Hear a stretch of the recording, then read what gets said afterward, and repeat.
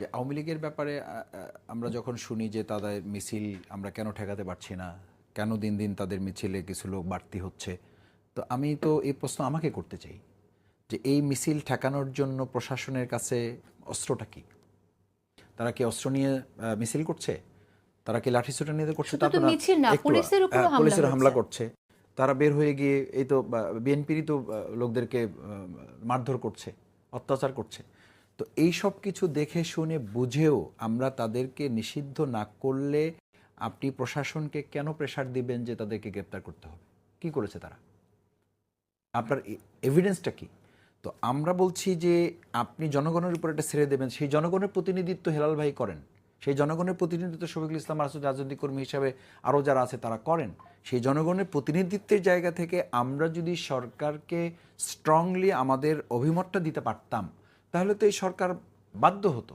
আমরা সেই জায়গাটা তো নিতে পারি নাই। সেই জায়গাটা আমাদের এখনও সময় আছে। আমরা যদি নির্বাচন, বিচার, সংস্কার, এই তিনটা জিনিসেরই মূল স্রোতটা সেখান থেকে শুরু হবে। যখন তাদেরকে নিষিদ্ধ করার প্রক্রিয়াটা আসবে, তখনই এই যারা পালিয়ে যাচ্ছে, যাদেরকে পালাতে সহযোগিতা করা হচ্ছে, কিভাবে নির্বাহী আদেশের মধ্য দিয়ে হবে নাকি আইসিটি অ্যাক্টে আবার যে না, আগের অধ্যাদেশ সেটা কি পুনর্বহাল এটা করা তিনটা হবে? প্রসেস আছে। একটা হচ্ছে যখন রাজনৈতিক ঐক্যমত তৈরি হবে, তখন রাজনীতিবিদরাই সরকারকে পরামর্শ দিবে। দুই হচ্ছে সরকার তখন রাজনীতিবিদদের সাথে পরামর্শ করবে যে আমরা নির্বাহী আদেশে করলে এক ধরনের হবে, আমরা আইসিটি অ্যাক্টের মাধ্যমে করলে একরকম হবে।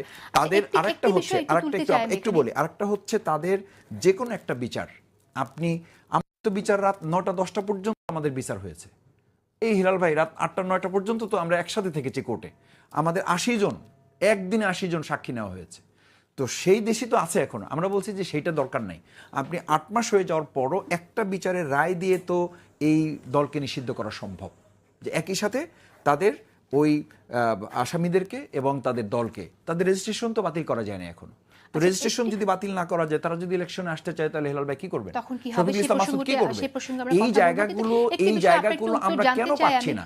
নিশ্চয়ই শফিকুল ইসলাম মাসুদ, একটি বিষয় আপনার কাছ থেকে জানতে চাই যে আপনার গণহত্যা ও যুদ্ধ অপরাধের বিধান বহাল চায় বিএনপি, এরকম একটি খবর আমার কাছে আমি দেখছি। এটা বেশ বেশ কয়েক মাস আগের খবর যদিও, কিন্তু এটার বিরোধিতা করেছে জামাত। ঠিক কেন এটা আপনারা বিরোধিতা করছেন? এখন আওয়ামী লীগকে তো নিষিদ্ধ করতে হলে গণহত্যা এবং এই একই ধারাই করতে হবে আসলে, তাই না? গণহত্যা দায়ী করতে হবে না, গণহত্যার ব্যাপারে আমরা বলছি যে গণহত্যা শুধুমাত্র 2024-এর 5ই আগস্ট বা জুলাই আগস্টে হয় নাই। গণহত্যা 2006 সালে 28 অক্টোবর হয়েছে। গণহত্যা 2013 সালের 28 থেকে 5 মে পর্যন্ত মাওলানা দেলোয়ার হোসেন মাওলানা দেলোয়ার হোসেন সাঈদী সাহেবকে যখন ফাঁসির রায় দেওয়া হয়েছে, তখন 243 জনকে হত্যা করা হয়েছে 5 দিনে। 2013 সালের 5 এবং 6 মে এখন এই ধারাটি, এই বিধানটি যদি বহাল করা হয়, 2009 সালে গণহত্যা হয়েছে, 57 জন সেনা অফিসার 75 জনকে হত্যা করা হয়েছে।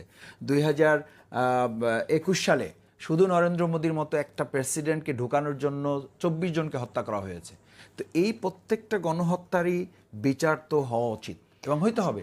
সেই বিচারে জামাত ইসলামী কোনো বিরোধিতা করে নাই, বরং এই গণহত্যার বিচার আমরা করতে বলেছি।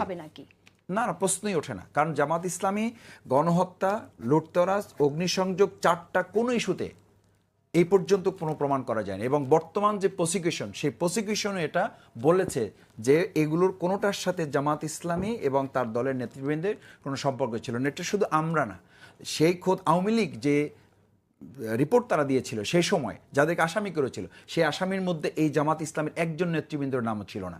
এবং 4টি বেসিক জিনিস আপনি নিশ্চয়ই জানবেন যে লুটতরাজ, অগ্নিকাণ্ড, হত্যা এবং ধর্ষণ, 4টা বেসিক ইস্যুতে জামাত ইসলামের একজন সহযোগীকেও সম্পৃক্ত করা যায় নাই। এগুলো পরবর্তীতে রাজনৈতিক আক্রোশ অথবা রাজনৈতিক প্রতিহিংসা থেকে তাদেরকে সম্পৃক্ত করা হয়েছে।